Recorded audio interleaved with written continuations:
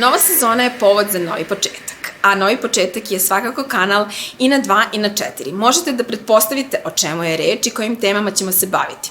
Ali za početak, pošto nisam imala vremena da spremim neku najavu sezone kao što je slučaj na sajtu, odlučila sam se za jednu Q&A sesiju u kojoj će mi pomoći Marijana.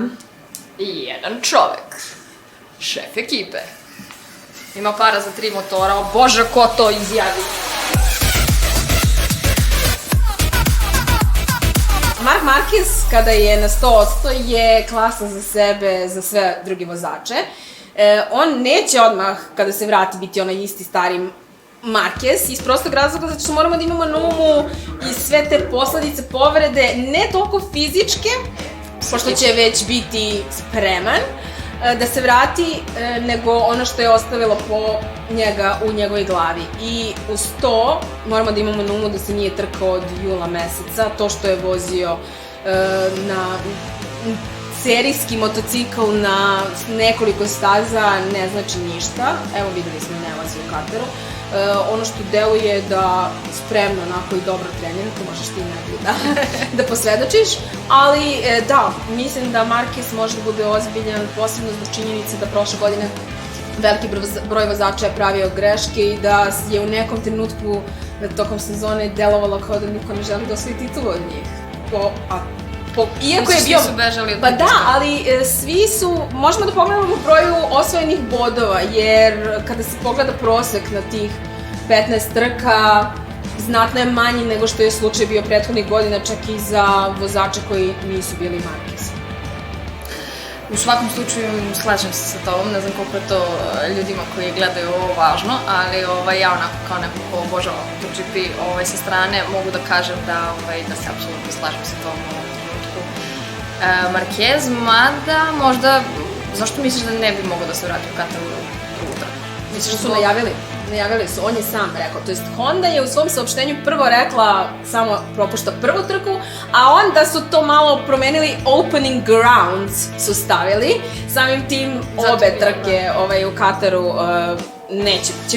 će proteći bez njega, a i mislim da nije pametno da se vraća uopšte u Kataru i da je spreman iz prostog razloga, svašta može da se desi, mislim Katar je specifična staza u odnosu na sve ostalo u kalendaru. I zbog toga sve ono što se dešava na njoj ne možemo da shvatamo, to jest da uzimamo kao pokazatelj toga šta nas čeka tokom ove sezone. Kad kažeš specifično, misliš na pesak, noć i specifične uslove, vremenske uslove, doba godine, znači konfiguracija staze, mislim mi nemamo ni jednu drugu stazu koja se vozi pod reflektorima, mislim razlog zašto se vozi pod reflektorima između ostalog je i vrućina koja je evidentna i u tim satima, a da ne pričamo o tome, pa imali smo i peščanu oluju sad, evo, pre nekoliko nedelja, kako u Bahreinu, tako i u Kataru na testiranjima, to je svakako uticalo. A da ne pričamo o tome da ipak znamo i zašto je Katar prva trka sezone, pare rade svoje. Ali dobro, posle dolazimo u Evropu, prvo Portugal, posle Španije, tako da sve bi trebalo da ide onim tokom kao pre korone. Miller do titule. Napisala sam u tekstu ako smanji svoje žute minute. Ta kombinacija Australijanca i Ducatija mi je neverovatno privlačna i zanimljiva i deluje da je on sazre u odnosu na pre nekoliko godina, ali mora da smanji greške. On jednostavno ima mnogo velike uspone i padove kada bi baš trebalo da se pokaže. To što je bio sjajan na pramaku bi mogao da bude pokazatelj da može mnogo, ali on tek mora da pobedi na Ducatiju da bismo dalje pričali o nečemu. Dobro, lepi su mu rezultati ovih... Ali opet, on je napravio taj rekord staze u Kataru, što je fantastičan rezultat sam po sebi, ali opet to je Katar, to je upravo ono što ne možemo, mislim, Ducati je stalno sjajan u Kataru. Mislim, sećamo se Doviciozovih pobjeda protiv Marqueza u samom cilju. Ja, kad smo kod Dovicioza, Aprilia, hoće, neće, neće, kakvi? Pa ne znam, vidjet ćemo. Ono što je meni mnogo se pričalo o tome, ja sam mislila da će stvarno možda Honda da ga pozove da dođe umesto Marqueza, ali mislim da on ispipava teren i da vrlo lako može da se desi ako se njemu svidi to što vidi kad bude testirao u aprilu, vrlo lako mislim da može da se desi da dobije priliku na nekoj trci. Sad... Kako pravili mogu uopšte? Pa, mogu da otpuste Salvadorija i da angažuju njega. Zašto da ne? Mislim, Salvador je tu da bi popunjavao broj, bar meni tako deluje, zato što ne vidim ništa drugo, osim da nisu mogli da nađu nikakvo bolje rešenje. Iz prostog razloga, jer mnogi vozači, između ostalog i taj Dovizioso su odbili Apriliju da budu trkački vozači. Meni je stvarno žao što je Bezzecchi odbio, ali opet razumem ga iz prostog razloga, zato što dobit će on bolju priliku, realno. Ove sezone, ako se pokaže Moto2, dobit će bolji motor od Aprilije. A sad Aprilije, ono što je najvažnije je, što smo ti i ja pričale, jeste da mora da nađe vozača koji će da razvija taj motor. Jer Aprilija zablista uvek tokom testiranja, mi mislimo da je to sve super, ali onda u nekom trenutku shvatimo da taj motor ne može bolje od, ne znam, 5. 6. mesta, a opet oni tu samo po meni sledeće godine će Aprilia inače biti kao fabrički tim, neće biti klasifikovan kao privatan tim kao što je slučaj sada i mislim da je to za njih povod da nađu nekog ozbiljnog vozača. Aleš Espargaro, iako deluje kao vozač koji sjajno razvija motor, to nije, iz prostog razloga zato što je on poznat po tome, a to kažu ljudi koji rade sa njim, on je stvarno super za saradnju, ali on jedno kaže ujutru, jedno kaže tokom drugog treninga, treće kaže tokom kvalifikacija, često pada, jeste to nešto i do motora, ali poprilično i do toga što on ne može da odredi. Nije stabilan i ne može očigledno da shvati šta treba ko motoru. Postoji razlog zašto nema neki bolji rezultate svakako. Dobro, reci mi ova urnebesna izjava Lina Jarvisa da nisu imali dovoljno para da izrade četvrti motor za Petronas, odnosno za Morbidelija. Šta ti misliš o tome? Da li je realno da je jedna takva ekipa i tim, jer realno, bez obzira što... Misliš kompanija, ovo je već više kompanija, pošto je ovo fabrički tim i imamo Petronas kao neki tim koji je sporedan, zašto nije Morbidelli dobio motorcikl koji je za Umbru? Mislim da jeste zbog para, mislim moramo da imamo... Misliš da nije taktički, zato što izviniš što se prekida 2019. pa Morbidelli sad ima podatke neke koje... Nije iz prostog razloga, zamrznuti se motori i motori će biti odmrznuti, to jest razvoj motora će biti odmrznut od sledeće godine. Sada oni nemaju, mislim, shvatam potrebu i shvatam ogorčenje zbog činjenice da je Morbidelli prošle godine bio najbolji među vozačima Yamahe. Ali moramo da imamo na umu da je Valentino Rossi bio najgori među vozačima Yamahe i da je fabrička Yamaha otišla njemu, zato što je on postigao takav dogovor sa Yamahom, a ne sa Petronasom. I sad, ceo dogovor Petronasa i Yamahe na početku je bio takav da da postoje 3 fabrička motora i jedna starija specifikacija. E sad, znači prve sezone tu stariju je imao Quartararo, druge sezone je imao Morbidelli.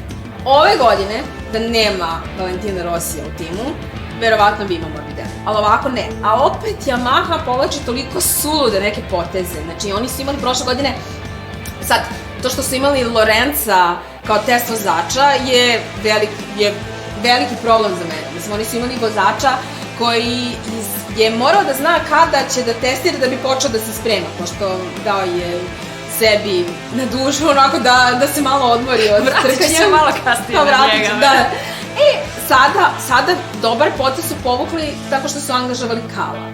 Ali opet, kad pogledamo koliko termina su test vozači drugih proizvođača koristili i šta rade, meni Yamaha baš povlači sulude poteze iz prostog razloga, zato što prošle godine mnogi vozači su vozili, to jest, ajde KTM je imao koncesije pa je mogao da testira kad god hoće, ali Honda, Aprilia, Ducati koristi Pira, a oni Lorenza nisu koristili, mislim, ali dobro. Nisu koristili ili oni? Pa mislim da je to...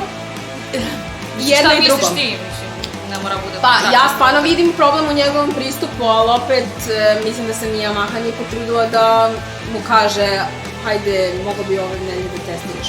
U osnovu može da se nađe neki drugi test vozač, imali su i onda sa Polgara ranije, njega su otpustili da bi doveli Lorenza. Da, Lorenzo ima neke glupave izjave, ne mogu ja njega da komentarišem, zato što njemu smeta Kal, njemu smeta ovaj, njemu smeta onaj. I to sve iz Louis Vuitton kade. Da, on je petostruki svetski šampion i on je velika budala. To stoji, ali ne može tako. Mislim, on se povukao zato što nije imao više motiva, zato što nije mogao da vozi tu Hondu. Realno, neki ga jesu hteli, ali, kako da ti kažem, ovi su sad tu vozači, on nije. Tako da, mislim da nema prava posle godinu i po dana odsustva da priča o bilo čemu. Posebno ne o tome, o Kalu Kračovu, kako se ponaša kada je on imao jedno 10 kila više kada je trebalo da testira Yamahu i onda ko zna kojim putevima je dolazio do željene težine da bi mogao da sedne na motor. Da, to je baš teško, ali i što je problematično, njegovi rezultati na tim testiranjima, kada je testirao prošle godine, su bili izuzetno loši u odnosu na ono što se očekuje od njega, tako da mislim da nema prava da priča bilo što. Sjajno, da li misliš da on može da se vrati nekad kao Dovi možda? Eventualno? Ne. Ne? Ne. Mislim, možda će želeti, možda će pokušati, ali mislim da je njegovo vreme stvarno prošlo. I meni, iako mi je prošle godine nedostajao u tom smislu da imamo i njega za tu borbu, jer mislim da bi šampionat bio zanimljiviji, više mi nedostaje Dovi. Zato što imam utisak da ništa, da postoji još nešto što bi mogao da pokaže. Ja, stvarno je blesav, čini mi se da ta njegova odluka da pauzira godinu dana, možda se malo opametio sad kad je rešio da kao pružiš sebi šansu i pre svega apeli. Ima tu mnogo je faktora, to i trenutak kada je odlučeno da on neće ostati u Ducatiju i način na koji je to određeno. U tom trenutku već ostali timovi skoro svi su imali isplanirano ko će voziti za njih ove godine, tako da nije, mislim, ja stvarno mislim da vozač Dovijevog kalibra zaslužuje nešto više od Aprilije, ali ko zna, mislim, možda sad prihvati tu ulogu testovača, ovo će sad biti proba, pa možda se vrati i možda, ko zna, napravi neko čudo sa Aprilijom, mislim, Aprilije je stvarno potrebno neko čudo. Da, ali Dovi je već u glavi verovatno zvezda kao što je to Janone bio. Njima treba neko ko će da razvija taj motor i da raste zajedno sa njima. Ali, Dovi i Janone su dva potpuno različita tipa ljudi. Ovaj je bukvalno maneken, a ovaj je ono povučen, dobrica ali kada stavi kacigu može da pobedi svakoga. Pa videli smo to i Marqueza. Ali ne znam, njima je potreban vozač koji će da razvije taj motor, a taj motor, kao što smo rekli, neće razvijeti Aleš Espargaro, neće razvijeti Beceki, neće i da koga god klinca da angažuju, neće ga razvijeti. Taj motor može da razvija u ovom trenutku jedino vozač kao Dovizioso, vozač kao Crutchlow, koji ima nekog iskustva sa drugim motorima, vozač kao, pa mislim, čak na primer i Lorenzo, da je fizički spreman i ostalo, ali da u glavi ima cilj da napravi pravi motor. Ne da ima cilj da on izvuče najviše što može, ne, nego taj zajednički cilj da se dovede do kraja. Ma super je njemu u Burj Al Arabu. Neko.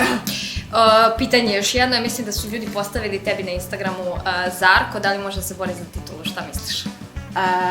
Ne, mislim, sad ovako kako sam je rekla. U Pramaku ne može. Ako bi dobio priliku u Ducatiju, možda, ali stvarno mislim da mnogi drugi vozači pre zaslužuju mesto u Ducatiju od njega. Ono što je meni problem veliki sa Zarkom je to kako se on ponašao prema KTM-u i to ne zato što ja gajim posebne simpatije prema njima, nego zbog činjenice zato što ozbiljan vozač kada ne ide se ne ponaša tako. ne ponaša se tako, ne odustaje na pola sezone, prve sezone. Mislim, u ostalom na tom motoru je Brad Binder pobedio na 3. trci prošle sezone. Na tom motoru je Miguel Oliveira ostvario 2 pobede. Tako da ima nešto i do vozača, a mnogo više od tog Zarka je Pol Espargaro razvio taj motor. Mnogo više je i Mika Kallio i oni su očigledno videli nešto u tome, ali simptomatično je, eto, napravljen je korak dalje, mnogo veliki korak dalje. Njega tu nema, on je u Ducatiju jeste vozio sjajno prošle godine, ali moramo da imamo na umu da već on ima 30 godina, više od 30 godina i da neki drugi vozači zaslužuju šansu. Eto, kao Milan Banjaja, kao Luca Marini i Enea Bastianini, u osnovom kao Jorge Martin, koji je njegov timski kolega. Dobro, kad tebi tek krenuo da se razvija, bit će tu svašta nešto. Nego reci ti meni nešto onome čemu nemam pojma, apsolutno ništa. A nećemo da pričamo, moraš prije nego što pređemo na to, je da me pitaš ko su favoriti. Dobro. Ko su favoriti? Prvo, ko su za tebe favoriti, pa onda ćemo realno. Hoćeš da ti kažem šta mislim, ko će biti šampion ili... šta hoćeš tačno da ti kažem? Hoću da mi kažeš šta misliš ko će biti šampion. Bar top 3. Ili bar 3 mogućnosti. Pa neću ti kažem 3 mogućnosti, onda... Ako ispadne neko od 3, onda ja mogu da kažem, rekla sam ti tako. Ne, ono što bih ja voljela je da bude Morbidelli. Zato što stvarno mislim da je mnogo podcenjen, da ljudi čak i ako je prošle godine bio drugi i dalje ne kapiraju koliko je dobar vozač. I želim da jedan vozač pokaže da može da osvoji titulu kao vozač prirodni. To toliko želim i da im svima pokaže da to uradi još plus na motoru iz 2019. Znači to bi bio onako bum. E sad, malo realnije, mislim da će biti Alex Rins. Dobro, prošle godine je bio dobro da se nije povedio. I onda dobijem večeru u Andori. Da. Ja ću čekam posle za podcast za kad se ga može. Ne, imali smo opkladu u Barceloni 2016. Ako osvoji titulu, vodi me na večeru. I podsjetila sam ga, evo imala sam intervju, imaćete prilike da vidite taj intervju uskoro. Podsjetila sam ga šta mi obično, on je rekao, naravno, idemo na večeru u Andori, u neki lep restoran, svi, cijela njegova familija, zajedno sa kučićima. Tako da... Ja sam familija. Da, ti vodiš svoju. I Ritu vodim. Dobro. Da se ne odužimo. Ajde, da se nećemo da odužimo, ali ja moram tebe da pitam ko je tvoj favorit. Pa, iskreno da ti kažem, to mam posla. Mislim, ja volim Crazy Jacka, ali prošle godine moj favorit pobedio. Sećaš se kad smo pričale davno dok je Mir bio u Moto3-kama, gdje sam ja rekla, ovo je ludilo kad si ti meni rekla, on ima glavu. On ima glavu, ono što je kod njega karakteristično od svih vozača koji su sada u šampionatu, po temperamentu, po onome po pristupu, on je najbliži Marquezu. On stvarno, iako ja želim da vidim Morbidellija na tronu i da osvaja titula kao Rossi, Mir je taj koji je najbliži tome da ima dominaciju kao Marquez. E sad, mislim, i super je to što je došao na ovakav način do titula i na motoru kakav je Suzuki. Meni je iskreno bilo žao kada je Vinales napustio Suzuki i otišao u Yamahu, ja sam mislila da greši.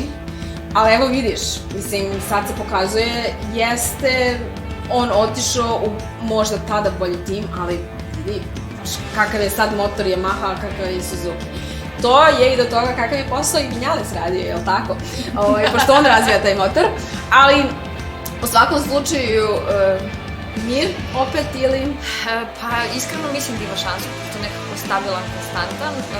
Alex Rins, Morbidelli, Banjaja.